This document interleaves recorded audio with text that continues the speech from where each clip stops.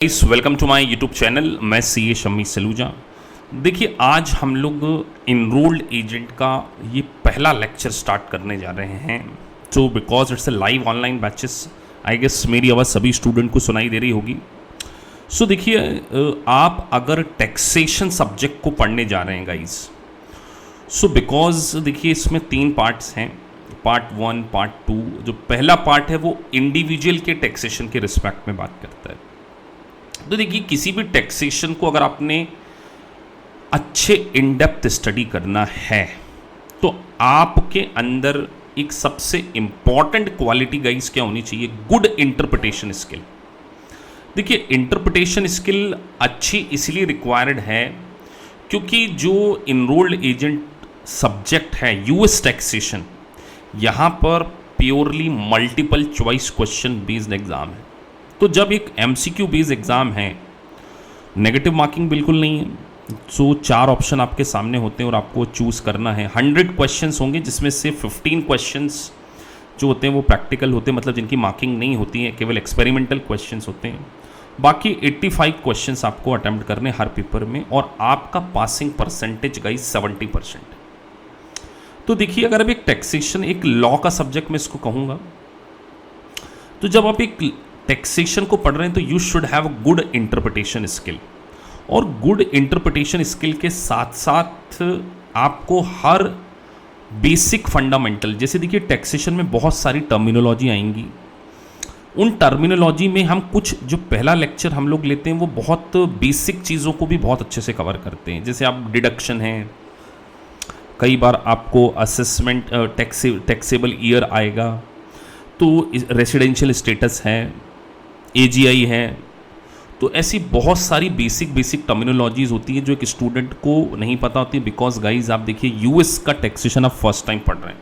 आपने हो सकता है कि इंडियन में टैक्सेशन अपने बीकॉम में पढ़ा हो, या आप सीए इंटर के स्टूडेंट हैं, या कंपनी सेक्रेटरी के स्टूडेंट हैं, या सीएम इंटर, तो कहीं ना कहीं बीकॉम ग्रेजुएशन में या सीए ड्यूरेशन में आपने टैक्सेशन पढ़ा, लेकिन वो टैक्सेशन और यूएस टैक्सेशन बहुत डिफरेंट है। तो हम आपको बिल्कुल लेमन टर्म में सारी चीज़ों को अच्छे से समझाएंगे। तो चलिए हम लोग टैक्सेशन को स्टार्ट करते हैं। तो देखिए, सबसे पहले अगर आपको एक क्लाइंट आपके पास आता है, तो एक इनरोल्ड एजेंट का बेसिक जॉब क्या है? क्लाइंट को उसके रिटर्न को फाइल करने में हेल्प करना।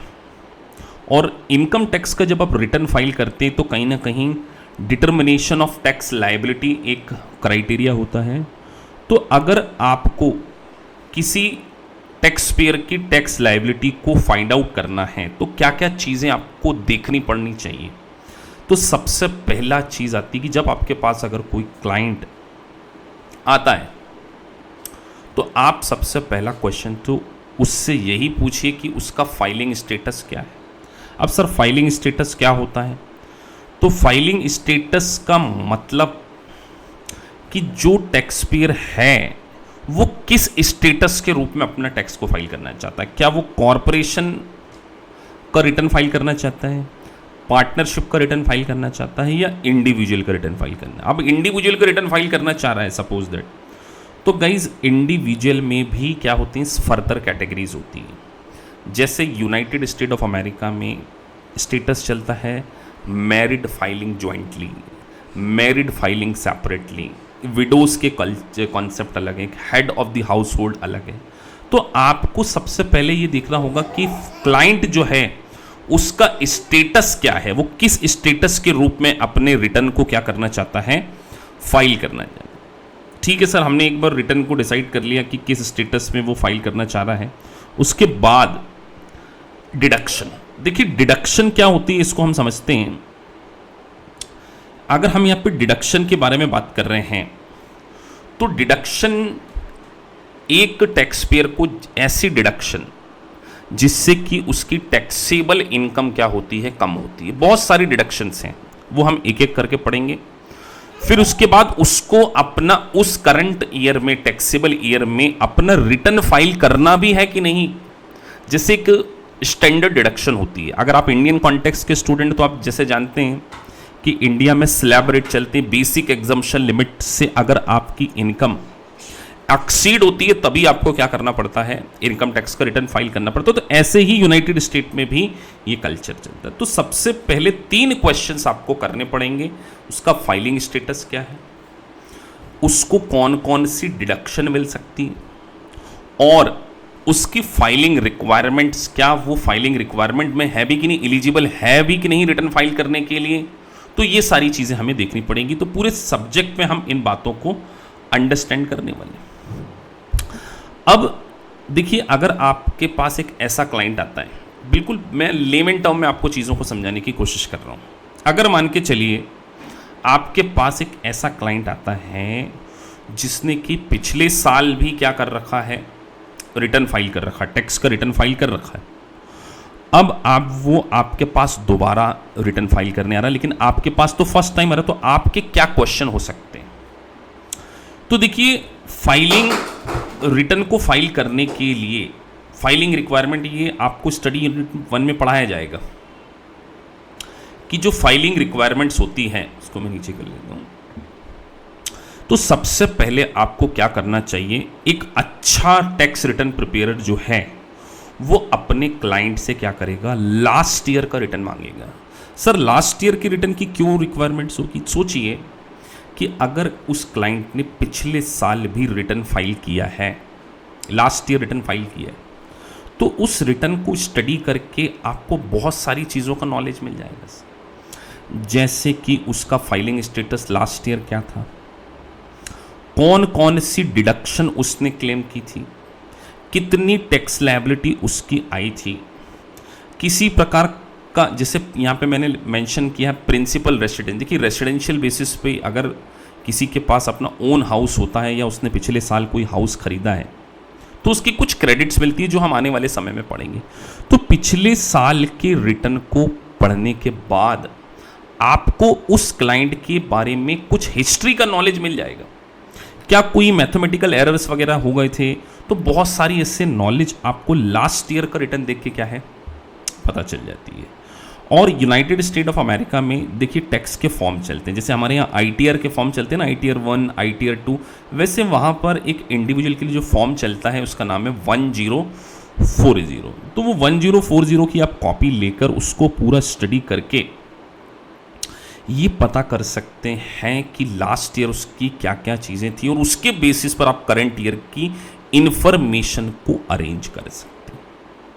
जैसे यहाँ कुछ मेंशन चीज़ें हैं कि प्रायर ईयर का 1040 लेकर आपको एक बात पता चल जाएगा, first time home buyer credit. देखिए, जब हम टॉपिक्स में पढ़ेंगे ना, ये तो पहला टॉपिक है, तो हमें पता चलेगा कि हाउस खरीदने पर कैसी क्रेडिट्स मिलती है, वो सारी चीज़ें, क्या करंट ईयर में उसने अपना घर बेच तो नहीं दिया है, उसको एक्चुअल में ओरिजिनल क्रेडिट कितनी मिली थी, ये सारी बातें हमें क्या है पता चलेगी। तो आपको क्लाइंट से सबसे पहला काम क्या करना चाहिए, उसका प्रीवियस ईयर का रिटर्न आप क्या करें, उससे डिमांड करें। तो प्रीवियस ईयर के रिटर्न से आपको एक थोड़ा सा क्लाइंट के बारे में क्या है, नॉलेज यहाँ पर मिल जाएगा। उसके साथ साथ अब आप अगर क्लाइंट से प्रीवियस ईयर के रिटर्न के साथ साथ उससे बहुत सारे क्वेश्चनिंग कर सकते हैं। देखिए, अगर मान के चलिए उसको पिछले साल कुछ नोटिस वगैरह आया है, तो हो सकता है कि पिछले साल उसको कुछ नोटिस वगैरह मिले हों, तो जिसको कि हम प्रीवियस IRS कॉरेस्पॉन्डेंट, देखिए क्या होता है, यूनाइटेड स्टेट ऑफ अमेरिका में जो IRS है, इंटरनल रेवेन्यू सर्विस डिपार्टमेंट, ये क्लाइंट को जो टैक्स पेयर है उनको कुछ लेटर या नोटिस इशू करता है। जैसे हमारे इंडिया में इनकम टैक्स डिपार्टमेंट से नोटिस वगैरह आते हैं, तो उस नोटिस के बेसिस पर क्या उस नोटिस के ऊपर कुछ करंट ईयर पे इसका इम्पैक्ट पड़ रहा है, इसको भी हमें देखना होता है। तो टैक्स पेयर के कॉरेस्पॉन्डेंस जो डिपार्टमेंट से उसको नोटिस आया है, उसकी पूरी उसको देखकर उसका क्या उन्होंने रिस्पॉन्ड किया है।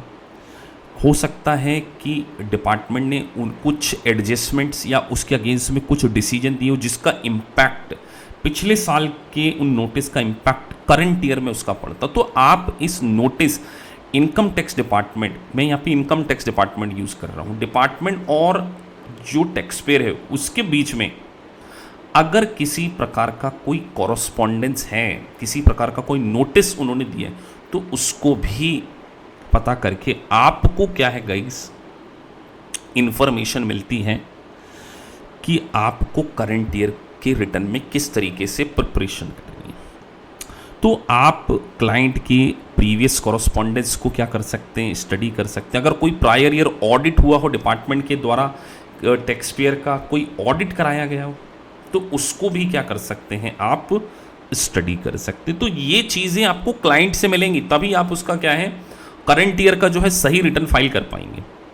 दूसरी बात, पर्सनल इन्फॉर्मेशन आपको लेनी पड़ेगी। जैसे टैक्स पेयर की पर्सनल इन्फॉर्मेशन है, डेट ऑफ बर्थ, उसकी मैरिटल स्टेटस, डिपेंडेंट कितने हैं।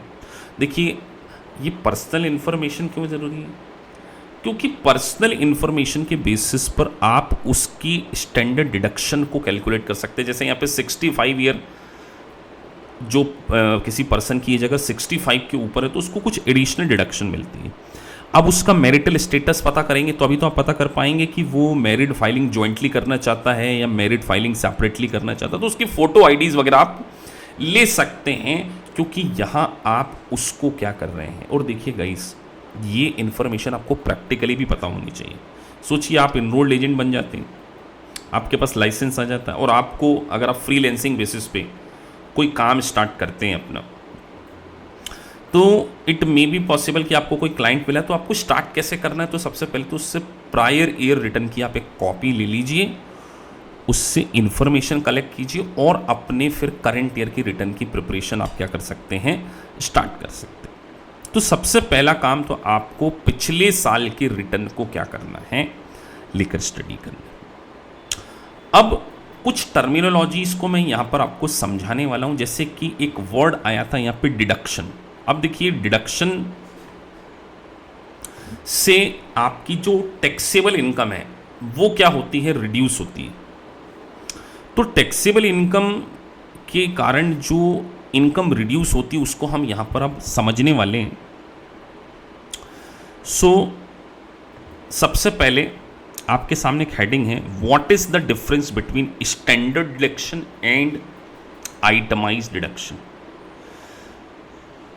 स्टैंडर्ड डिडक्शन का मतलब होता है एक फिक्स्ड अमाउंट ऑफ डिडक्शन, जो आपकी टैक्सेबल इनकम को क्या करती है, रिड्यूस करती है। ये जो मेंशन है, standard deduction lower your income by a fixed amount. अब इसकी अलग अलग लिमिट्स हैं, उसको अभी हम पढ़ेंगे, लेकिन अभी हम एक टर्मिनोलॉजी को समझ रहे हैं गाइस, कि स्टैंडर्ड डिडक्शन से आपकी जो इनकम है मतलब एक फ्लैट अमाउंट है। थोड़ा सा इंडियन कॉन्टेक्स्ट से मैं आपको क्लियर करता हूँ। जैसे आप सभी वर्किंग प्रोफेशनल हैं, जैसे इंडिया में एक बेसिक स्लैब रेट होती है कि नहीं होती है। बेसिक स्लैब रेट जैसे कि अगर किसी पर्सन की इनकम लेट से 2,50,000 है, तो अगर किसी पर्सन की जो इनकम है 2,50,000 से कम होती है, तो उसको इंडिया में ना तो इनकम टैक्स का रिटर्न फाइल करना होता, कंपलसरी रिटर्न फाइल नहीं करना होता, और ना ही उसको टैक्स की लायबिलिटी उसकी।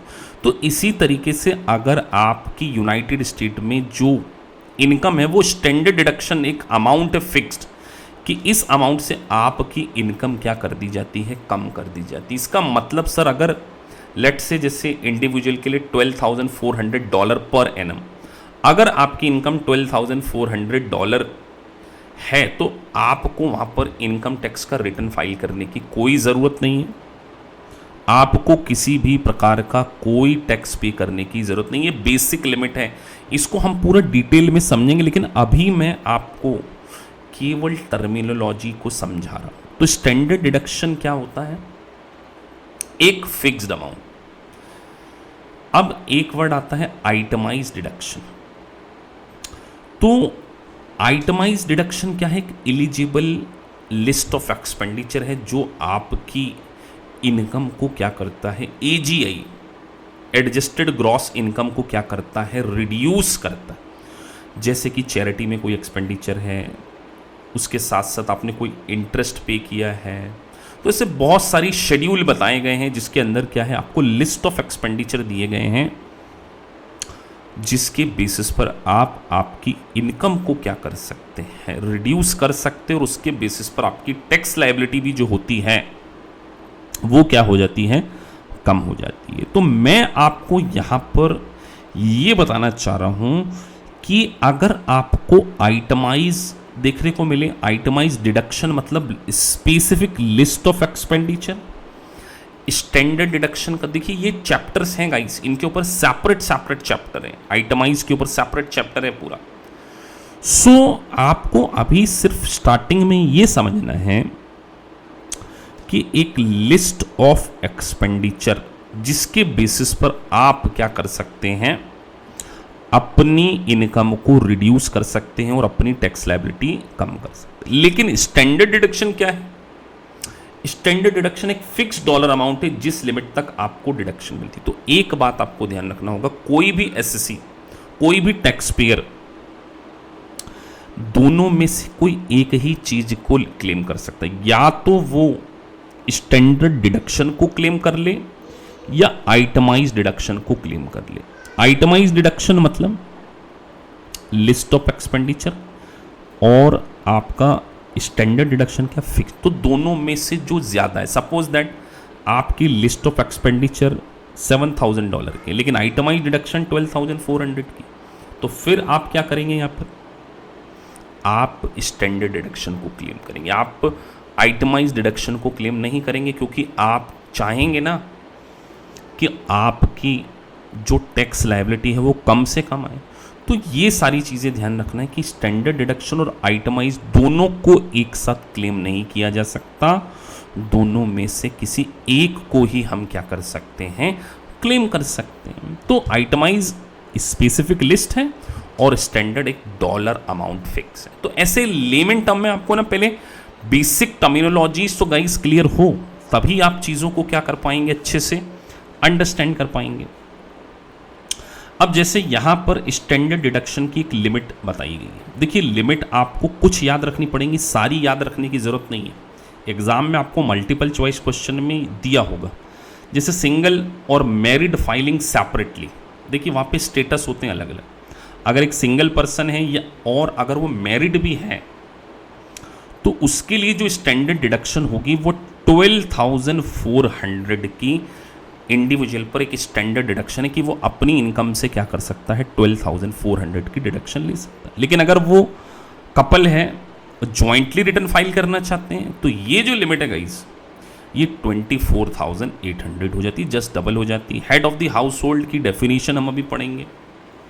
तो ये सारी आपको लिमिट्स गिवन हैं जो कि आपको एक याद करना है। मतलब आप ऑन ए हायर साइड ये तीन लिमिट याद कर लीजिए, 12,400, 24,800 और 18,000। और अगर उसके बाद कुछ एडिशनल डिडक्शन भी मिलती हैं कि अगर वो ब्लाइंड या उसकी एज 65 है तो ये जो डिडक्शन है ये $1,650 से क्या हो जाती हैं, इंक्रीज हो जाती हैं। और अगर सिंगल है और head of the house hold है तो ये 1,300 से। तो ये लिमिट्स आपको क्या करनी होंगी, याद करनी होंगी। तो अभी हम कुछ कॉन्सेप्ट को समझ रहे हैं। जैसे यहाँ पर मैंने अभी आपको एक एग्जांपल दिया था कि आइटमाइज और स्टैंडर्ड डिडक्शन में से आप दोनों में से क्या कर सकते, किसी एक को ही क्या कर सकते हैं, क्लेम कर सकते हैं, दोनों को क्लेम नहीं कर सकते। तो ये बात आपको क्या करनी पड़ेगी, ध्यान रखनी पड़ेगी। सो यहाँ पर आपको एक एग्जाम्पल दिया है। If you are an a single और आपकी जो AGI है, एडजस्टेड ग्रॉस इनकम, वो $40,000 है। और देखिए यहाँ पर आपको आइटमाइज डिडक्शन मतलब लिस्ट जो स्पेसिफिक एक्सपेंडिचर है, ये पूरे चैप्टर में गाइज हम पढ़ने वाले हैं कि आइटमाइज डिडक्शन में कौन कौन सी चीज़ें आती हैं। सो आइटमाइज डिडक्शन में $14,000 है। और तो अगर हम इसको लेते हैं, आइटमाइज डिडक्शन को माइनस करते हैं AGI में से, तो देखिए एडजस्टेड ग्रॉस इनकम कैसे कैलकुलेट होती है, इसको भी हम ग्रॉस इनकम के चैप्टर में सीखेंगे। हम देखिए है ना, पहले थोड़े से कॉन्सेप्ट को समझे, बेसिक। अब जैसे ये भी आपके लिए एक नया कॉन्सेप्ट होगा AGI। तो गाइस ये हम जब चैप्टर स्पेसिफिक पढ़ेंगे तब वहाँ हम इसको डिस्कस करेंगे। अभी आप एक समझिए कि आपको ग्रॉस इनकम में से AGI में से आपको आइटमाइज डिडक्शन और स्टैंडर्ड डिडक्शन दोनों में से जो ज़्यादा है उसको क्या करना है, क्लेम करना है। तो आइटमाइज डिडक्शन जो है आपकी $14,000 है, उसको आप यहाँ से माइनस करते हैं तो वो कितना आ गया $26,000। लेकिन अगर आप यहाँ पर सिंगल हैं तो आपको स्टैंडर्ड डिडक्शन कितनी मिल रही थी 12,400। तो दोनों में से जो ज़्यादा है आप क्या करेंगे, उसी को क्लेम करेंगे ना। उसका सिंपल रीज़न है, क्योंकि आप क्या चाहेंगे, आपकी टैक्स लायबिलिटी ज़्यादा थोड़ी दिखाना चाहेंगे, तो आपको दोनों में से जो ज़्यादा है उसको क्या कर लेना चाहिए, क्लेम कर लेना चाहिए। तो आइटमाइज एक लिस्ट ऑफ एक्सपेंडिचर और स्टैंडर्ड डिडक्शन एक फिक्स्ड अमाउंट ऑफ डॉलर है जो कि टैक्स पेयर अपनी एजीआई में से क्या करता है, सब्सट्रैक्ट करता है। चलिए आगे बढ़ते हैं।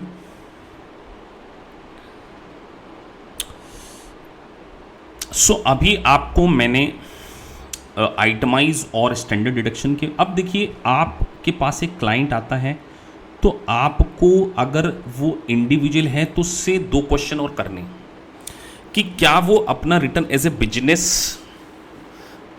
बिजनेस जो कर रहा है उसके लिए क्या क्या डिडक्शन वो क्लेम कर सकता है। तो पर्सनल लिविंग और family expenses is not deductible unless the code specifically provide. तो देखिए जो पर्सनल लेवल के एक्सपेंडिचर होते हैं ना, वो पर्सनल लेवल के एक्सपेंडिचर बिजनेस की इनकम कैलकुलेट करते समय डिडक्टेबल नहीं होते।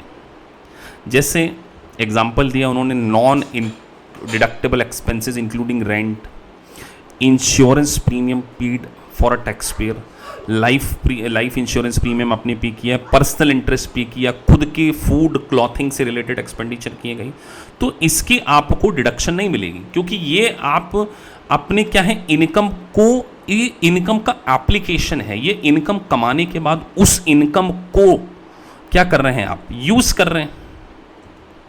तो इसकी आपको यहां पर अलग से कोई डिडक्शन नहीं मिलेगी। तो इंडिविजुअल से आपको ये भी देखना होगा कि वो कोई पर्सनल लेवल के एक्सपेंडिचर तो क्लेम नहीं कर रहा है, तो उसको आपने यहां पर अलाउ नहीं करना है। अब देखिए मैं आपको अलग अलग स्टेटस को यहां पर समझाने जा रहा हूं कि एक इंडिविजुअल जब अपना रिटर्न फाइल करता है तो उसके स्टेटस क्या क्या होते हैं। तो जो देखिए सबसे पहला जो स्टेटस है वो है married filing separate return. Married filing separate return का मतलब कि वो पर्सन मैरिड तो है, दोनों कपल क्या चाह रहे हैं, each spouse account separately for item of income deduction and credit. मतलब दोनों अपनी इनकम के ऊपर अलग अलग टैक्स भरना चाह रहे हैं, अलग अलग डिडक्शन क्लेम करना चाह रहे हैं, अलग अलग क्रेडिट लेना चाह रहे हैं। देखिए यूनाइटेड स्टेट ऑफ अमेरिका में ये कॉन्सेप्ट है, हमारे इंडिया में ऐसा कॉन्सेप्ट नहीं है कि हस्बैंड के साथ में वाइफ का रिटर्न क्लब कर दिया जाए, लेकिन यूएस में इस कॉन्सेप्ट को दिया गया है। तो एक पर्सन अपना क्या कर सकता है, सेपरेट रिटर्न भी क्या कर सकता है, फाइल कर सकता है। तो मैरिड फाइलिंग सेपरेट रिटर्न का मतलब यही हुआ कि वो जो पर्सन है वो अपना इनकम टैक्स का जो रिटर्न है वो सेपरेटली फाइल करना चाहते हैं, दोनों अलग अलग क्या करना चाहते हैं, अपनी इनकम डिडक्शन और क्रेडिट को क्लेम करना चाहते हैं।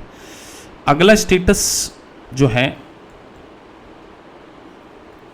मैरिड फाइलिंग जॉइंटली रिटर्न, मतलब दोनों पर्सन मिलाकर क्या करना चाह रहा। अभी हमने स्टैंडर्ड डिडक्शन पढ़ी थी 24,800 की, तो दोनों पर्सन क्या चाह रहे हैं, अपनी इनकम को क्लब करके रिटर्न को फाइल करना चाह रहे हैं।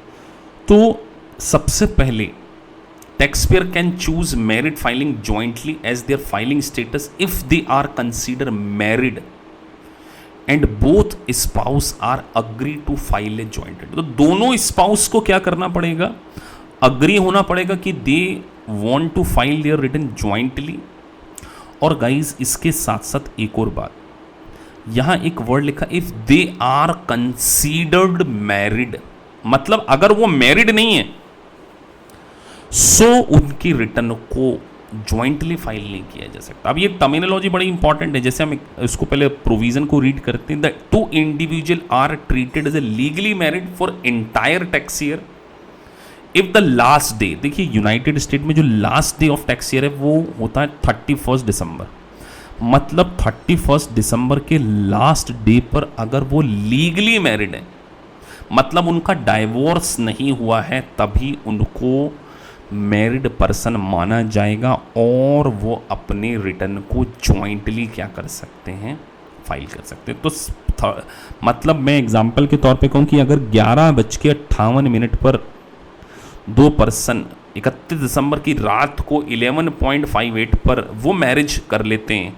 तो वो उस इंटायर पीरियड के लिए क्या कर सकते हैं, क्योंकि यहाँ पे पर्टिकुलर ये नहीं बोला कि शुरू में मैरिड होना चाहिए, एंड में होना चाहिए, last day of the year. तो 31 दिसंबर की रात के 12 बजे तक अगर उन्होंने शादी कर ली तो वो लीगली मैरिड कहलाएंगे। अगला कौन, legally married and living apart. अब देखिए यूनाइटेड स्टेट ऑफ अमेरिका में तो आप जानते हैं कि कल्चर है ऐसा कि डाइवोर्स हो जाता है, लिविंग रिलेशनशिप होता है। अभी मान के चलिए वो मैरिड है, लीगली मैरिड है, लिविंग अपार्ट है, but not separated pursuant to a valid divorce और सेपरेट मेंटेनेंस एग्रीमेंट। तो डाइवोर्स डिक्री और सेपरेट मेंटेनेंस एग्रीमेंट के थ्रू वो डाइवोर्स लेने का डिसीजन ले चुके हैं, बट अभी उन्होंने एक्चुअली में उनका डाइवोर्स नहीं हुआ है। तो लास्ट डे पर आप ये स्टेटस देखेंगे कि जब तक वो लीगली डाइवोर्स नहीं लिया है उनको हम क्या नहीं कंसीडर करेंगे गाइस, सेपरेटेड कंसीडर नहीं करेंगे। तो separate under A valid divorce degree that is not yet final. तो अगर जो फाइनल नहीं हुआ तब भी वो क्या कहलाएंगे, मैरिड फाइल ही कराएंगे। और they both are agree to file their joint return, तो वो अपने जॉइंट रिटर्न को क्या कर सकते हैं, फाइल कर सकते हैं। और एक जो 5वां पॉइंट है ना, वो बहुत इंपॉर्टेंट है। If spouse dies, status for each spouse is determined when the spouse dies unless surviving spouse remarry before the tax year. अगर मान के चलिए मिस्टर जॉन और मिस्टर जॉन है और उनकी वाइफ है कैरी, मान के चलिए मिस्टर जॉन की डेथ हो जाती है बीच में, 30 जून को उनकी डेथ हो जाती है, तो क्या मिस्टर कैरी मिस्टर नहीं, जो उनकी वाइफ है कैरी, क्या वो जॉइंट रिटर्न फाइल कर सकती? तो यहाँ पर एक कॉन्सेप्ट है कि अगर उन्होंने टैक्स ईयर खत्म हुए बिना, टैक्स ईयर खत्म होने के पहले अगर रीमैरिज नहीं की है, अगर उन्होंने दोबारा शादी नहीं की है, तो वो सर्वाइविंग स्पाउस उस करंट फाइनेंशियल ईयर के लिए मैरिड जॉइंटली का रिटर्न फाइल कर सकता है। तो what I am saying that कि मैरिड फाइलिंग जॉइंटली का मतलब क्या है यहां पर, कि अगर वो मिड ऑफ द ईयर में भी किसी की डेथ हो जाती है उसके स्पाउस की, तो सर्वाइविंग स्पाउस अगर वो रीमैरिज नहीं कर लेता है तो उस टैक्स ईयर के लिए वो क्या कर सकता है, मैरिड फाइलिंग जॉइंटली का भी रिटर्न फाइल कर सकता है। तो last day is the very important criteria. 31 दिसंबर को कंसेप्ट को आपको देखना ही होगा। तो ये सारा जो ना बेसिक फंडामेंटल चल रहा है आपका। अभी हम पूरे चैप्टर में इन सारी चीज़ों को पढ़ेंगे, बहुत डिटेल में पढ़ेंगे गाइस। तो मैंने अभी आपको 2 चीज़ें बताई। क्वालिफाइड विडोअर, तो क्वालिफाइड विडोअर का जो स्टेटस है वो 2 सालों के लिए मिलता है। The status is available for 2 year following the year of the death of A spouse and may be elected if surviving spouse did not remarry during the tax year. मतलब कि एक दो हस्बैंड और वाइफ थे, husband की death हो जाती तो जो वाइफ है वो अगले 2 साल के लिए क्वालिफाइड विडोअर के रूप में अपने टैक्स स्टेटस को होल्ड कर सकती है, अगले 2 साल की, बशर्ते the surviving spouse did not remarry during the tax year, उन्होंने टैक्स ईयर में दोबारा शादी नहीं करी हो, और the surviving spouse qualified for married filing jointly return status for the tax year of the death of a spouse.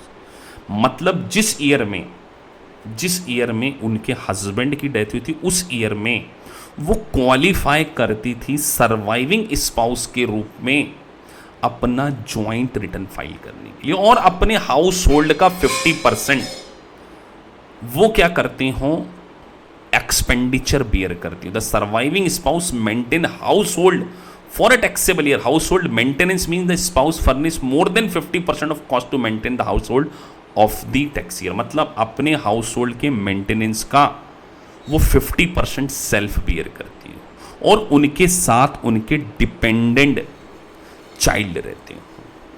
तो यहाँ पे डिपेंडेंट चाइल्ड में अडॉप्टेड चाइल्ड को भी क्या किया गया है, कंसीडर किया गया है।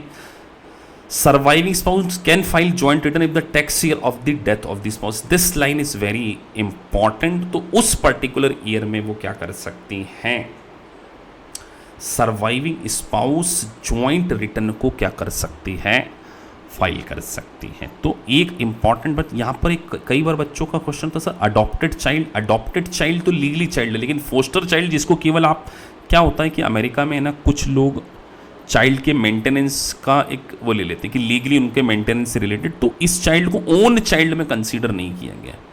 फोस्टर चाइल्ड को does not include foster child. तो विडो के रूप का, विडो के स्टेटस को होल्ड करने के लिए कंडीशन क्या है, surviving spouse did not remarry, surviving spouse qualified for married filing jointly return in the year of in the tax year of the death of the spouse, second condition. और तीसरी condition, surviving spouse maintained house hold for the taxable year, और उनके साथ में उनके dependent child होने चाहिए। और डिपेंडेंट चाइल्ड में हम लोग अडॉप्टेड चाइल्ड को तो कंसीडर करते हैं बट फोस्टर चाइल्ड को कंसीडर नहीं करते। तो अभी हमने स्टेटस पढ़े, क्वालिफाइड विडो, उसके बाद हमने पढ़ा मैरिड फाइलिंग, और एक स्टेटस और होता है जिसको बोलते हैं head of the house hold. लेकिन अभी इस स्टेटस को मैं यहां पर डिस्कस नहीं कर रहा हूं क्योंकि head of the house hold एक बहुत बड़ा टॉपिक है। तो अभी मैंने आपको 4 चीजें बताई हैं, qualified window, married filing jointly, married filing separately, और हेड ऑफ द हाउस। तो ये 4 स्टेटस के रूप में एक इंडिविजुअल क्या कर सकता है, अपना इनकम टैक्स रिटर्न फाइल कर सकता है। Head of the house hold, ये सारी चीजें हम अभी जो मेन यूनिट को स्टार्ट करेंगे उसमें क्या करने वाले हैं, डिस्कस करने वाले हैं। तो चलिए गाइस अगली उसके ओर बढ़ते हैं। अब मैं आपको कुछ प्रैक्टिकली क्या करता हूं, एमसीक्यूज यहाँ पे सॉल्व कराने वाला हूं।